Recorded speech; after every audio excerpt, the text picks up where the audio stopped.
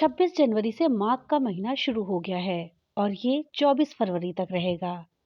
पुराणों में इस महीने को पुण्य फल देने वाला पवित्र मास कहा गया है। इस महीने में नदियों में नहाने, व्रत पूजा और जरूरतमंद लोगों को खाना और कपड़े दान करने की परंपरा है।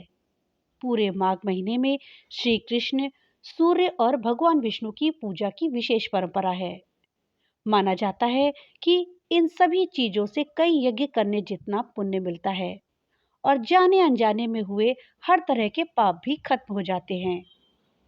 धार्मिक ग्रंथों के जानकारों का कहना है कि माघ महीने में गंगा जी का नाम लेकर नहाने से गंगा स्नान का फल मिलता है।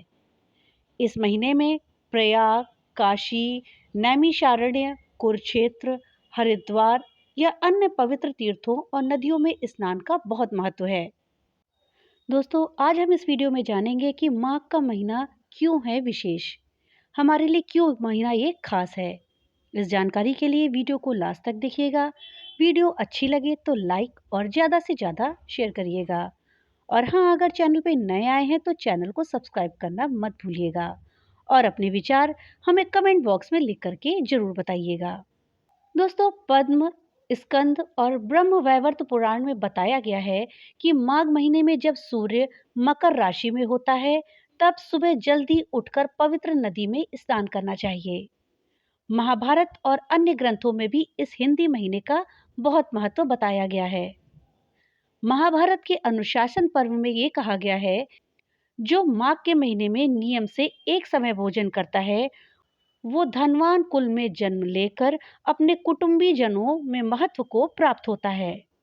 इसी अध्याय में ये भी कहा गया है कि माघ महीने की द्वादशी तिथि को दिन रात का उपवास करके भगवान माधव की पूजा करने से व्यक्ति को राजसूय यज्ञ के बराबर फल मिलता है और वो अपने कुल का उद्धार करता है। दोस्तों, माघ के महीने में भगवान श्री कृष्ण की पूजा का विधान है। इस महीने में हम श्री कृष्ण जी की पूजा कैसे करें? धार्मिक ग्रंथों के मुताबिक इस महीने में अगर भगवान श्री कृष्ण की पूजा की जाए तो मनोकामनाएं आपकी पूरी होती हैं। माघ महीने में श्री कृष्ण की पूजा से पहले सुबह तिल, जल, फूल और कुश को लेकर पूजा का संकल्प लेना चाहिए। फिर श्री कृष्ण की प्रार्थना और पूजा करनी चाहिए। घर में शुद्धता से बने पकवानों का भोग लगाएं और उसमें तुलसी दल जरूर डालें। माना जाता है कि इस तरह पूरे महीने भगवान श्री कृष्ण की पूजा करने से हर तरह की परेशानियां और कष्ट दूर होते हैं, साथ ही घर में सुख और शांति आती है। दोस्तों, माघ के महीने में गंगा स्नान और दान का अपना अलग महत्व है, लेकिन इस महीने में हम किस तरह से गंगा स्नान और दान करें? धार्मिक आस्था है कि माघ महीने में सूर्योदय से पहले गंगा में स्नान के बाद पूजा करनी चाहिए और सूर्य देव को अर्घ्य देना चाहिए। दोस्तों, अगर आपका गंगा स्नान पे जाना संभव नहीं है, क्योंकि हर किसी का गंगा जी में स्नान पे जाना संभव नहीं होता है, तो इसके लिए आप घर में ही नहाने के पानी में कुछ बूंद गंगा जल की मिला लें और ऐसा करके आपका पूरा पानी गंगा जल बन जाएगा। आप उस गंगा जल से स्नान करें, आपको इससे गंगा में नहाने जितना पुण्य ही प्राप्त होगा। पूजा पाठ करके साधु संतों और जरूरतमंदों को दान देना चाहिए। ऐसा करने से जाने अनजाने में आपसे जो पाप हुए हैं उनसे आपको मुक्ति मिलती है। इससे हमारे भाग्य के द्वार भी खुलते हैं। पौराणिक मान्यता है कि माघ महीने के दौरान गंगा जल में भगवान विष्णु का कुछ अंश रहता है। वैसे तो साल भर किसी भी दिन और तिथि में गंगा जी में स्नान करना शुभ रहता है। आप कभी भी गंगा जी में स्नान कर सकते हैं, लेकिन माघ के महीने में जब भगवान विष्णु का अंश इस पवित्र जल में होता है तो स्नान का महत्व और ज्यादा बढ़ जाता है। दोस्तों, माघ के महीने में सूर्य को अर्घ्य देने का काफी महत्व होता है, लेकिन क्यों? क्योंकि माघ के महीने में धूप लेने से सेहत संबंधी कई समस्याएं धीरे धीरे खत्म होने लगती हैं। इस महीने में सूर्य देव की पूजा का विशेष महत्व होता है। इस दौरान सूर्य से निकलने वाली किरणों को सेहत के लिए काफी फायदेमंद बताया जाता है। इससे शरीर को विटामिन डी मिलता है। बच्चों को धूप दिखाने से निमोनिया और सर्दी से जुड़ी बीमारियों से बचाया जा सकता है।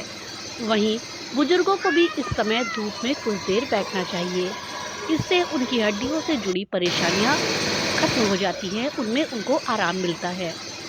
दोस्तों, इस महीने में तिल का भी अपना एक अलग महत्व है। इस महीने में सबसे ज़्यादा तिल का इस्तेमाल किया जाता है।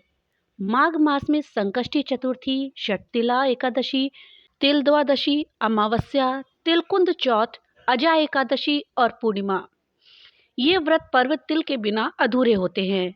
इनमें तिल खाने और तिल को दान करने का विधान है।